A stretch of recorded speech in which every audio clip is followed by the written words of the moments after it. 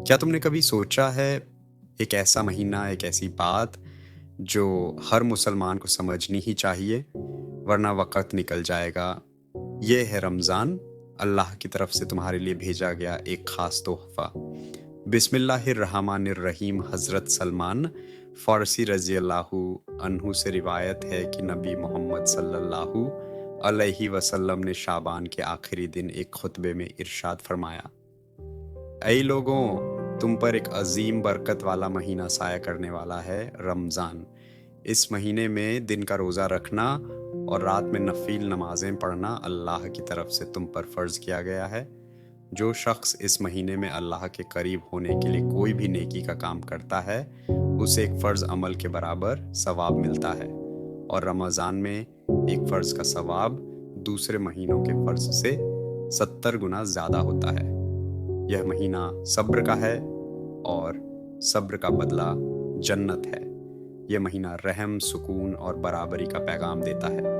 इस महीने में मोमिन का रिज़्क़ बढ़ता है, और जो कोई रोज़ा रखने वाले की इफ्तार में मदद करता है, उसके सारे गुनाह माफ़ कर दिए जाते हैं और उसे जहन्नम की आग से निजात दी जाती है, और इससे रोज़ा रखने वाले के सवाब में कोई कमी नहीं होती। हज़रत सलमान फ़ारसी रज़ी अल्लाहु अन्हु आगे बयान करते हैं, हमने अर्ज़ किया, या रसूल अल्लाह, कुछ लोग ऐसे हैं जो दूसरों का रोज़ा खुलवाने का इंतज़ाम नहीं कर सकते।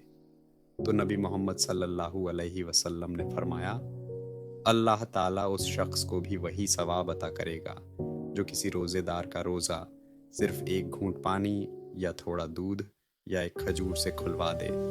और जो शख्स किसी रोज़ेदार को पेट भरकर खाना खिलाता है, अल्लाह उसे मेरे हौज़े कौसर से पानी पिलाएगा, और जब तक वह जन्नत में दाखिल नहीं हो जाता, उसे प्यास महसूस नहीं होगी।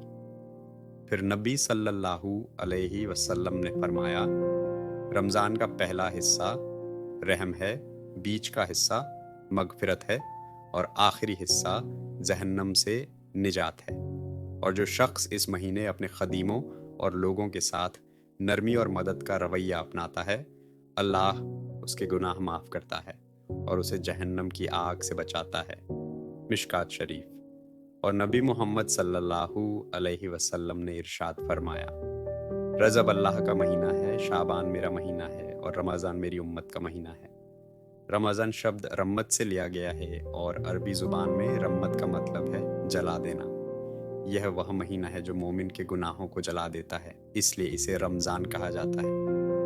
अरबी में रोज़े के लिए जो शब्द इस्तेमाल होता है उसे कहते हैं सौम, जिसका मतलब है रोकना, परहेज़ करना। इसीलिए रोज़ा रखने वाला फज्र से मगरिब तक हलाल खाने पीने से भी रुक जाता है। सौम रोज़ा को फ़र्ज़ करने का इलाही हुक्म दो हिजरी में नाजिल हुआ, तकरीबन 15 दिन बाद वाक़या तहवील क़िबला के। याद रखो, रमज़ान सिर्फ भूख और प्यास का महीना नहीं, ये सब्र, रहम और अल्लाह के करीब होने का महीना है।